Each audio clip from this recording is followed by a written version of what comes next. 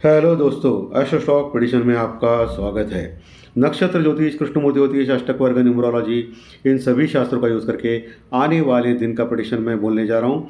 आने वाला दिन 19 सितंबर 2025 यानी 19 ऑफ सितंबर 2025, शुक्रवार, हफ्ते का आखिरी दिन। इस दिन एज पर फाइनेंशियल एस्ट्रोलॉजी क्या हो सकता है, ये जानने की कोशिश करेंगे। ओम श्री गणेशाय नमः। शुरू करने से पहले चैनल के डिस्क्रिप्शन बॉक्स में बिलो द टाइटल डिस्क्लेमर रखा है, इसको कृपया पढ़िए। यानी एज पर डिस्क्लेमर, ये एजुकेशनल प्रोग्राम है। इसके तहत जो भी मैं बोल रहा हूँ ये मेरी पर्सनल राय है, मेरी खुद की राय है। आपके प्रॉफिट या लॉस, लाभ या हानि के लिए मैं और मेरा चैनल जिम्मेदार नहीं रहेंगे, रिस्पॉन्सिबल नहीं रहेंगे, ये प्लीज़ नोट करके रखिए। मेरा एस्ट्रो स्टॉक प्रेडिक्शन चैनल केवल और केवल सिर्फ और सिर्फ यूट्यूब पे ही अवेलेबल है, बाकी कहीं भी नहीं, ये भी नोट करके रखिए। और किसी भी इन्वेस्टमेंट या ट्रेडिंग के बजाय शेयर मार्केट में आप किसी अच्छे फाइनेंशियल एडवाइजर से कंसल्ट कर सकते हो, एडवाइस ले सकते हो, ताकि आपको लॉस ना हो। चलिए दोस्तों, शुरू करेंगे।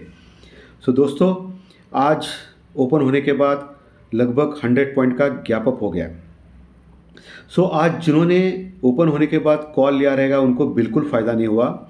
उल्टा दोपहर के बाद, जैसे मैंने बोला था आपको कल के लिए, आज के प्रेडिक्शन में दोपहर में ज़बरदस्त डिप मिला मार्केट में, और निफ्टी लगभग ऊपर के लेवल से लगभग 120 पॉइंट नीचे आ गया, 120 पॉइंट, और माइनस में भी लगभग चला गया था। बैंक निफ्टी तो माइनस में चला गया था, लेकिन निफ्टी भी लगभग माइनस में चला गया था। पूरा का पूरा जो गेनिंग था उसका 100-150 पॉइंट का, वो पूरा ज़ीरो कर दिया था निफ्टी ने। ऊपर से 120 पॉइंट की गिरावट प्रॉफिट बुकिंग के चलते हुए निफ्टी में हो गई थी। और ये मैंने क्लियर कट मेरे प्रेडिक्शन में बोला था, प्लस ये भी बोला था कि मार्केट का टेक्निकल स्ट्रक्चर स्ट्रांग है, और एज पर एस्ट्रोलॉजी भी यही इंडिकेट कर रहा है कि इंपॉर्टेंट सपोर्ट से फिर से बाउंस बैक होकर मार्केट ऊपर जाएगा। और सेम टू सेम हो गया। आखिरकार निफ्टी लगभग 90 पॉइंट, 90 पॉइंट प्लस में क्लोज हो गया, 25,420 के पास, 25,420 के पास। और वही बैंक निफ्टी लगभग 230 पॉइंट, 230 पॉइंट प्लस में क्लोज हो गया, 55,730 के पास, 55,730 के पास। डर का इंडेक्स है इंडिया विक्स, आज घटा अच्छा खासा 3-3.5%, और अभी 10 के नीचे आ गया है, 9.80 के आसपास लगभग आ गया है। ये इंडिया विक्स बहुत घटा है। इंडिया विक्स ये दिखाता है कि आने वाले दिनों में वोलेटिलिटी मार्केट में हो सकती है, क्योंकि लगातार पिछले कई दिनों से निफ्टी और बैंक निफ्टी बढ़ रहे हैं। निफ्टी लगभग, अगर आपने कैलकुलेट किया तो लगभग 1000 पॉइंट बढ़ गया है नीचे के लेवल से। ओके, 24,300-400 का अगर लो आपने पकड़ा 1 महीने 1.5 महीने के पहले का, वहाँ से लगभग 1000 पॉइंट बढ़ा है। उसमें जीएसटी कटिंग इंक्लूडेड है, जो प्राइस में दिख रहा है, प्लस अमेरिका और इंडिया के बीच में जो ट्रेड डील की बातें चल रही है, उसमें कहा यह जा रहा है कि ट्रेड डील हो सकता है, ये भी हो गया है। अभी भी एफआई जो है, फॉरेन इन्वेस्टर्स, अभी भी वो कवर नहीं कर रहे दोस्तों। ये थोड़ी मज़े की बात है। अभी तक उन्होंने जो लोएस्ट लेवल था 7% का लॉन्ग पोजीशन, वो अभी कवर करके 13% तक आ गया है। आया नहीं ऐसा नहीं है, अच्छा खासा आ गया है, लेकिन 13-14% कुछ भी नहीं होता है। 13-14% अगर पकड़ा तो आपने, इसका मतलब क्या होता है कि 86% वो अभी भी शॉर्ट में बैठे हैं इंडेक्स में। वो शॉर्ट अभी तक कवर नहीं कर रहे। एक्चुअली मार्केट काफ़ी नीचे ऊपर आ गया है, नीचे से 1000 पॉइंट की रैली कर चुका है निफ्टी। इसके बावजूद भी एफआई कवर नहीं कर रहे। यानी ये जो पैसा है 1000 पॉइंट की रैली, टोटली डीआई की पैसों की ताकत से और बाकी के जो लोग हैं आम इन्वेस्टर, उनकी ताकत से हो गया। अभी भी एफआई बेरिश है। हालांकि आज के आंकड़े नहीं आए हैं, आज के आंकड़े आएंगे शाम 7 बजे, उसके बाद पता चलेगा कि एफआई ने आज बेचा है या खरीदा है, या उनकी लॉन्ग पोजीशन कितनी है। यानी एफआई अभी भी संदेहास्पद इसमें है दोस्तों, अभी भी वो क्लियर नहीं कर रहा है। ये फैक्टर थोड़ा सा इम्पॉर्टेंट है मार्केट में आगे चल के। बाकी $98 के नीचे ये डॉलर इंडेक्स, जब तक डॉलर इंडेक्स बढ़ता नहीं है तब तक गोल्ड का रेट बढ़ेगा। ये आपको मैं सिखा रहा हूँ बॉस। डॉलर इंडेक्स बढ़ेगा तो गोल्ड का रेट गिरेगा, इंडियन रुपीज स्ट्रांग होगा तो गोल्ड का रेट गिरेगा, इंडियन रुपीज वीक होगा तो गोल्ड का रेट बढ़ेगा। ओके, पुट कॉल रेशो 1 के नीचे जब जाएगा तब मार्केट में गिरावट होगी। 1 के ऊपर का पुट कॉल रेशो में मार्केट हमेशा तेज़ी में रहेगा। ये कुछ पॉइंट्स मैं दिखा रहा हूँ आपको, ये एजुकेशनल चैनल इसलिए सिखा रहा हूँ। इंडिया विक्स डर का इंडेक्स अगर नीचे गया तो मार्केट तेजी करेगा, इंडिया विक्स अगर बढ़ने लगा तो मार्केट में प्रॉफिट बुकिंग होगी। ओके, डॉलर अगर घटेगा तो आईटी के स्टॉक्स बढ़ेंगे नहीं। डॉलर अगर बढ़ गया तो मेटल के स्टॉक्स और आईटी के स्टॉक्स बढ़ेंगे और मेटल के स्टॉक्स गिरेंगे। ये एक सब कुछ लगभग 60-70% ऐसा होता है। 30% पैसों की ताकत होती है। पैसों की ताकत कुछ भी कर सकते हैं, कुछ रूल्स रेगुलेशन कुछ नहीं होता है, कुछ फंडामेंटल कुछ नहीं होता है पैसों की ताकत से।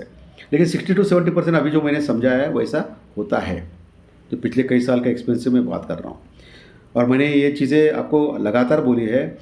और मार्केट जब ऊपर बढ़ता रहता है तब मार्केट में एक बार के लिए डिप मिलता है, वहाँ कंसोलिडेट करता है। जो पुट कॉल रेशो बढ़ गया था ना 1.30-40 के पास, उसको फिर कम किया गया, फिर वहाँ से बाउंस बैक आ गया। ये हमेशा होता है तेजी के मार्केट में, आप देख सकते हो पिछले कई बार। सो ये चीज़ें आपको नोट डाउन करनी चाहिए ताकि आप ट्रेडिंग कर पाए। सो आज तो गैप अप हो गया, तो आज बाद में कॉल लिया रहेगा तो उसका लॉस ही हुआ रहेगा। उल्टा ऊपर के लेवल से जिन्होंने पुट बाय किया उनका फ़ायदा हो गया। 120 पॉइंट निफ्टी में मिल गया उनको डायरेक्टली, बहुत बड़े पॉइंट, लगभग 50-80 पॉइंट तो मिले रहेंगे ना। सो आज वैसा देखा जाएगा तो मार्केट में ऊपर के लेवल से गिरावट ही आ गई थी, बाद में फिर तेजी आ गई, लेकिन वो डे हाई को क्रॉस नहीं कर पाया। तो ये इंपॉर्टेंट होता है, ये प्रिडिक्शन के एंगल से अगर आपने देखा तो ये फ़ायदा होता है आप लोगों को। इसलिए ज्योतिष शास्त्र प्रिडिक्शन बहुत ही मैटर करता है, प्लस लेवल्स यानी सपोर्ट रजिस्टर्स भी बहुत बहुत मैटर करते हैं। ये दिशादर्शक शास्त्र है भाई, प्रिडिक्शन हो या टेक्निकल डाटा, इसका यूज़ करके आगे बढ़ना है। ये हमेशा कभी 100% सही नहीं हो सकते, इसका यूज़ करके आपको आगे बढ़ना है। ये सबसे इम्पोर्टेंट सीख यहाँ से मिलती है। तो चलिए लेवल्स के ऊपर आते हैं। निफ्टी अभी 25,300-350 का भी एक स्ट्रॉन्ग सपोर्ट हो चुका है, जहां अच्छी पुट राइटिंग है एज पर ऑप्शन चेन एनालिसिस। उसके नीचे 25,200-250 स्ट्रॉन्ग सपोर्ट, और सबसे बढ़िया सपोर्ट 25,000-25,050। ये बहुत सारे सपोर्ट मैं क्यों बोलता हूं, क्योंकि मार्केट एक बार नीचे का सपोर्ट तोड़ता है ना, उसके नीचे और सपोर्ट लेता है, वो भी तोड़ता है तो और नीचे जाता है। सो नीचे 300-400 पॉइंट का सपोर्ट मुझे देना पड़ता है, और देने में क्या हर्ज है, प्रॉब्लम क्या है। अगर 25,300-350 नीचे का सपोर्ट जो है वो टूटा नहीं तो वहाँ से ही बाउंस बैक आ सकता है, सीधा मतलब है। देना पड़ता है उसको, नीचे का सपोर्ट देना पड़ता है। क्यों देना पड़ता है, कभी भी प्रॉफिट बुकिंग हो सकती है इसके लिए। और ऊपर का जो रजिस्टेंस रुकावट लेवल है अभी आता है 25,500-550, बड़ा रजिस्टेंस है दोस्तों, बड़ा रुकावट है। यहाँ अच्छी कॉल राइटिंग है, इतना आसान नहीं रहेगा 25,550 क्रॉस करना। अगर 25,550 यानी 25,550 क्रॉस किया निफ्टी ने और ऊपर टिक गया तो फिर जबरन शॉर्ट कवरिंग रैली करनी पड़ेगी एफआई को, यानी फॉरेन इन्वेस्टर्स को। और एफआई अगर शॉर्ट कवरिंग पे उतर आ गया ना दोस्तों, तो इसी एक्सपायरी में, मैं क्या बोल रहा हूँ ध्यान से सुनिए, 25,550 के ऊपर अगर लगातार 2 दिन क्लोज किया निफ्टी और अमेरिका और इंडिया के बीच में ट्रेड डील हो गया, तो एफआई को जबरन शॉर्ट कवरिंग रैली देनी पड़ेगी। फिर इसी मंथ की एक्सपायरी में मार्केट ऑल टाइम हाई लगा सकता है, निफ्टी और बैंक निफ्टी दोनों। ये आपको वर्ड में अंडरलाइन करके रखा हूँ, ये बहुत इंपॉर्टेंट है लेवल्स। इस बार लेवल्स बहुत इंपॉर्टेंट है, टेक्निकल लेवल्स, ये आपको ध्यान में रखना है। वही बैंक निफ्टी अभी 56,000 का लेवल बड़ा रेजिस्टेंस है, 56,000 56,200, ये आपको ध्यान में रखना है कल के लिए। 56,000 56,200, और नीचे जो है 55,500 के नीचे 55,200 और 55,000 ये इंपॉर्टेंट सपोर्ट्स हैं। वैसे 55,500 भी अच्छा सपोर्ट है, लेकिन मुझे 55,200 और 55,000 इंपॉर्टेंट सपोर्ट लगते हैं इनकेस बड़ा डिप आ गया तो बैंक निफ्टी में। 55,000 के नीचे फिर ख़राब हो जाएगा बैंक निफ्टी, ये आपको ध्यान में रखना है दोस्तों, ठीक है। और उम्मीद के अनुसार ही फेड ने यानी अमेरिका में फेड ने उनके रेट ऑफ इंटरेस्ट घटाया 25 बेसिस पॉइंट यानी 0.25%। बैंक ऑफ इंग्लैंड का भी अभी आ गया है, थोड़ी देर पहले मैंने देखा, उन्होंने एज इट इज़ रखा है, रेट ऑफ इंटरेस्ट घटाया नहीं बढ़ाया नहीं, एज इट इज़ रखा, क्योंकि इन्फ्लेशन बढ़ रहा है ऐसा उनका कहना है। लेकिन अमेरिका में तो रेट ऑफ इंटरेस्ट घटा है, और फेड के चेयरमैन में बोला है कि आगे भी इन्फ्लेशन अगर कंट्रोल में आ गया तो वो रेट ऑफ इंटरेस्ट घटा सकते हो, तो ये अच्छी बात है। लेकिन अमेरिका अभी ओवरबॉट हो चुका है दोस्तों, और हमारा भारत भी अभी लगातार जो बढ़ रहा है वो ओवरबॉट हो चुका है। सो एक डिसेंट करेक्शन कभी भी आ सकता है, ये आपको ध्यान में रखना है। तो proper stop loss, proper hedging, कम से कम लॉट में काम करना, अपना कैपिटल ख्याल रखना, ये सब चीज़ें आपको आनी चाहिए, ठीक है। बैंक निफ्टी बोला, निफ्टी में का लेवल्स भी बोला है। अभी चलिए ज्योतिष शास्त्र प्रेडिक्शन के ऊपर। 19 सितंबर 1 + 9 = 1, 1 + 9 = 10 आता है, 10 यानी 1 + 0 = 1। ये सूर्यदेव का अंक है एज पर न्यूमरोलॉजी, और कल है शुक्रवार, शुक्रदेव का दिन है। शुक्र और सूर्य एक दूसरे के दुश्मन होते हैं, तो ये खराब है। सुबह 9:15 एज पर केपी चार्ट यानी कृष्णमूर्ति ज्योतिष चार्ट तुला लग्न की कुंडली है और चंद्रमा अभी अभी सिंह राशि में आ चुके हैं, अभी भी 1-2 डिग्री पे है, अभी भी कर्क राशि खत्म करके सिंह राशि में आ चुके हैं। उनका जो नक्षत्र है वो मघा नक्षत्र जो केतुदेव का है। यहाँ सिंह राशि में चंद्रमा है, राहु की पूरी दृष्टि में है दोस्तों, अंशात्मक योग बोल रहा हूँ मैं। ओके, नक्षत्र सब लॉर्ड यानी उपनक्षत्र स्वामी एज पर केपी चार्ट उसके योग नक्षत्र लॉर्ड और चंद्रमा के साथ देखने के बाद अष्टक वर्ग के पॉइंट कैलकुलेट करने के बाद मुझे लग रहा है कल का मार्केट भी मोटा मोटी तेजी भरा या पॉजिटिव रह सकता है। लेकिन दोपहर का टाइम मैं एस्ट्रोलॉजिकल टाइम दे रहा हूँ, वहाँ आपको चेक करना है, दोपहर 2 बजे के आसपास का, वहाँ आपको चेक करना है, मार्केट में प्रॉफिट बुकिंग आ सकती है। ओके, और मार्केट फिर नीचे आना चालू करेगा, या स्टार्टिंग में दिया प्रॉफिट बुकिंग तो बाद में फिर बढ़ सकता है नीचे के लेवल से, लेकिन मार्केट में प्रॉफिट बुकिंग एक बार के लिए आ सकती है, ये आपको ध्यान में रखना है।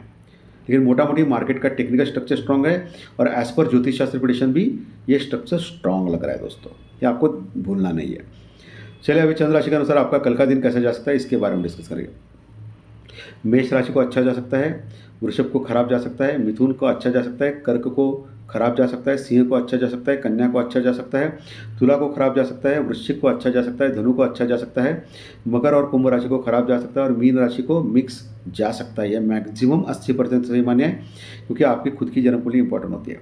चलिए अभी डेट ऑफ बर्थ यानी जन्म तारीख के अनुसार यानी अंकशास्त्र यानी न्यूमरोलॉजी के अनुसार आपका कल का दिन कैसे जा सकता है इसके बारे में डिस्कस करेंगे। दोस्तों जिनकी डेट ऑफ बर्थ यानी जन्म तारीख 1 तारीख, 10 तारीख, 19 तारीख है या 28 तारीख है उनको अच्छा जा सकता है। 2, 11, 20, 29 डेट वालों को भी अच्छा जा सकता है।